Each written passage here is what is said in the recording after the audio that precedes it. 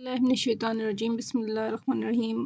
عزیز طلباء السلام علیکم، امید ہے آپ ایمان کی بہترین حالت میں ہوں گے۔ عزیز طلباء، آج ہم اسلامیات کی کتاب کے باب چہارم میں اخلاق و آداب کے 5ویں سبق جادو، فال اور توہم پرستی کی پڑھائی کریں گے، ساتھ اس کی مشقی سوالات کی رہنمائی حاصل کریں گے۔ سبق کی پڑھائی شروع کرتے ہیں۔ اس سبق کو پڑھنے کے بعد ہم اس قابل ہو جائیں گے کہ ستاروں اور فال کے ذریعے قسمت کا حال جاننے اور توہم پرستی کے معنی و مفہوم سے آگاہ ہو سکیں۔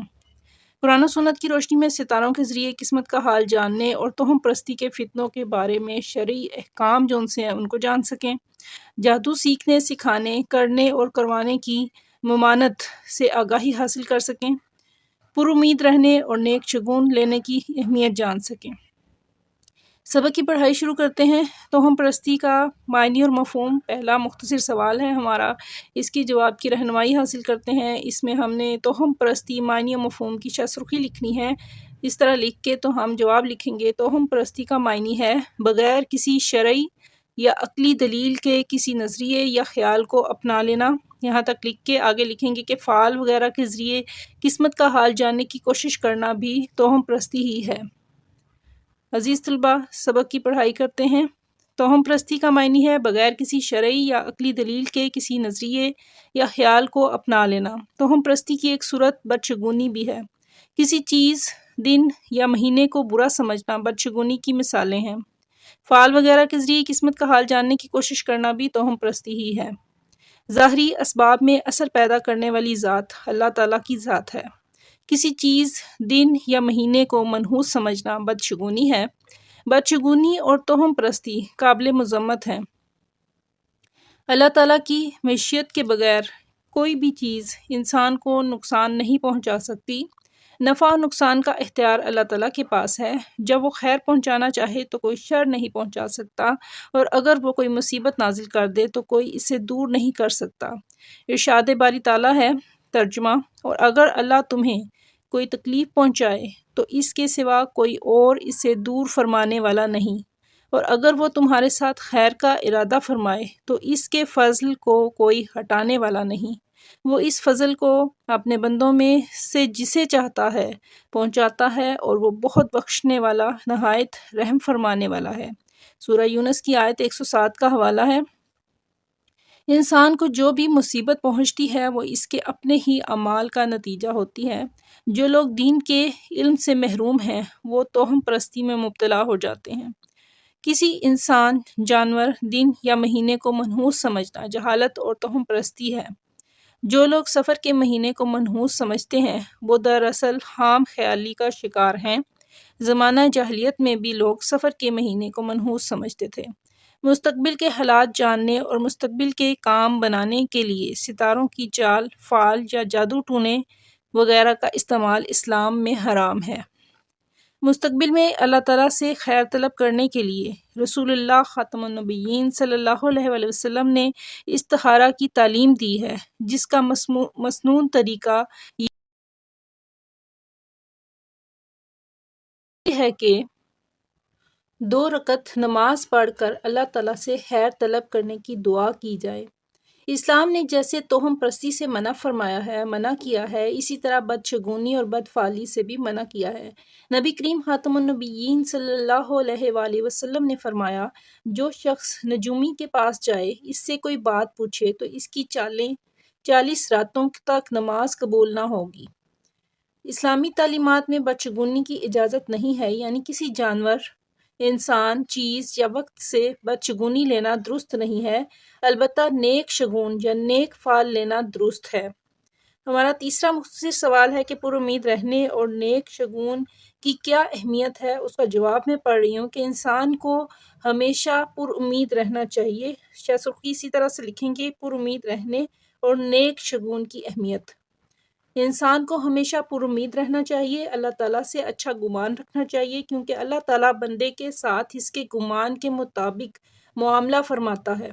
نبی کریم خاتم النبیین صلی اللہ علیہ وآلہ وسلم نے فرمایا، بدشگونی کی کوئی اصل نہیں، البتہ نیک فال لینا کچھ برا نہیں ہے۔ یہاں تک ہمارے تیسرے مختصر سوال کا جواب ہے۔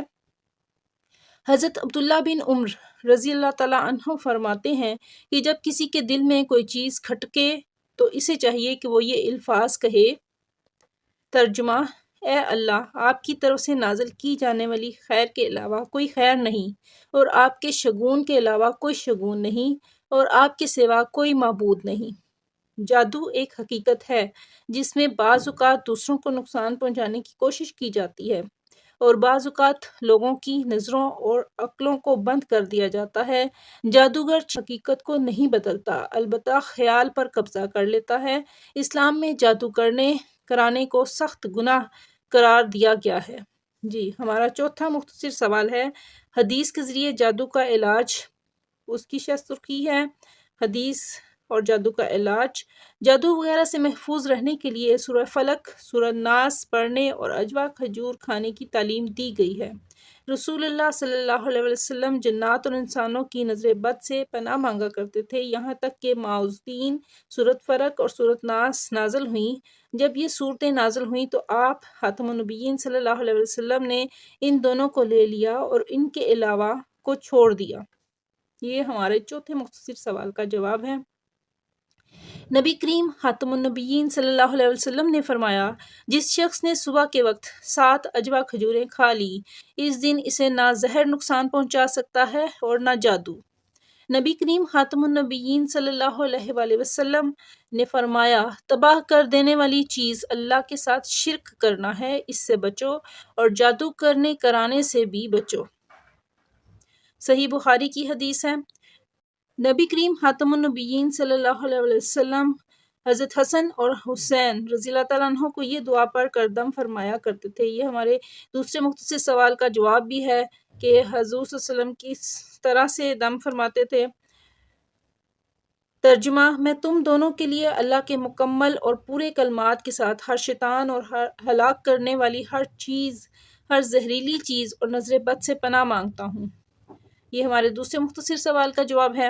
حضرت ابراہیم علیہ السلام اپنے بیٹوں حضرت اسماعیل علیہ السلام اور حضرت اسحاق علیہ السلام کے لیے یہی دعا فرماتے تھے۔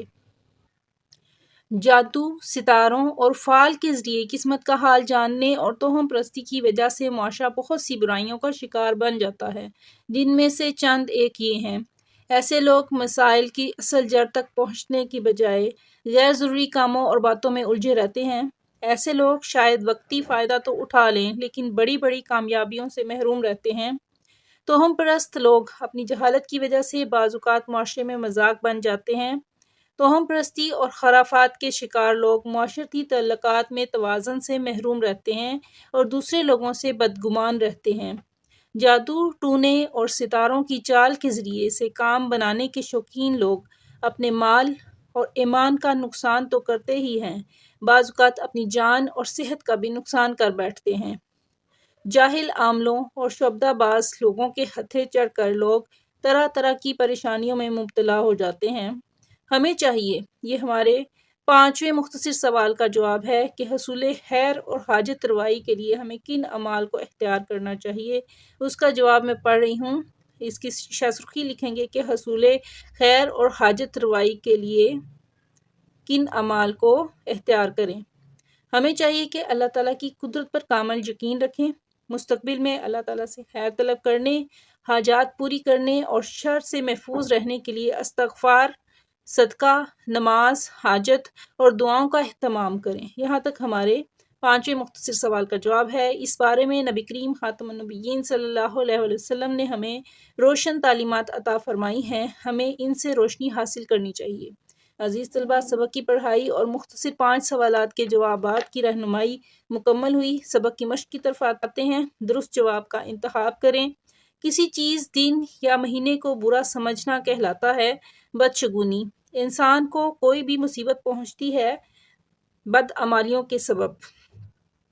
عرب زمانہ جاہلیت میں جس مہینے کو منحوس سمجھتے تھے، سفر۔ حدیث مبارک کے مطابق جس شخص کی 40 راتوں تک نماز قبول نہیں ہوتی، قسمت کا حال پوچھنے والا، اس کی نماز قبول نہیں ہوتی۔ وہ کھجور جسے جادو کا علاج قرار دیا گیا ہے، اجوا کھجور ہے۔ مختصر سوالات ہمارے مکمل ہیں۔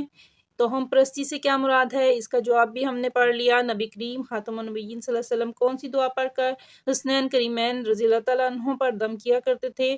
پر امید رہنے اور نیک شگون کی کیا اہمیت ہے؟ حدیث نبوی خاتم النبیین صلی اللہ علیہ وسلم میں جادو کا کیا علاج بیان کیا گیا ہے؟ حصول خیر اور حاجت روائی کے لیے ہمیں کن اعمال کو اختیار کرنا چاہیے؟ یہ 5 مختصر سوالات ہم نے پڑھائی کے دوران ان کی رہنمائی حاصل کر لی۔ تفصیلی سوال ہمارے پاس ایک ہے کہ جادو، فال اور توہم پرستی کے بارے میں اسلامی تعلیمات پر روشنی ڈالیں۔ اس طلبہ تفصیلی سوال ہے ہمارے پاس جس میں ہم نے اسلامی تعلیمات کی روشنی میں جادو، فال اور توہم پرستی کو واضح کرنا ہے، اس پہ روشنی ڈالنی ہے۔ اس کو ہم 3 حصوں میں تقسیم کرتے ہیں۔ پہلا ہم سب سے پہلے بیان کریں گے کہ توہم پرستی، اس کا معنی اور مفہوم بیان کریں گے۔ اس کے بعد اس کی اسلامی تعلیمات پہ روشنی جو سی ہے اس کو بیان کریں گے۔ پہلی ہمارے پاس ہیڈنگ ہوگی توہم پرستی، معنی و مفہوم۔ اس کو ہم نے یہاں سے بیان کرنا ہے۔ توہم پرستی کا معنی یہ ہے، یہاں سے لے کے توہم پرستی ہی ہے، یہاں تک لکھ کے اگلی شاہ سرخی لکھیں گے اسلامی تعلیمات کی روشنی میں توہم پرستی کی تعلیمات جو سی ہیں وہ بیان کرنی ہے۔ ظاہری اسباب میں اثر پیدا کرنے والی ذات اللہ تعالیٰ کی ہے۔ یہ جو ریڈ لائن میں نے شو کی ہیں اس میں یہ سارا لکھیں گے ہم لوگ۔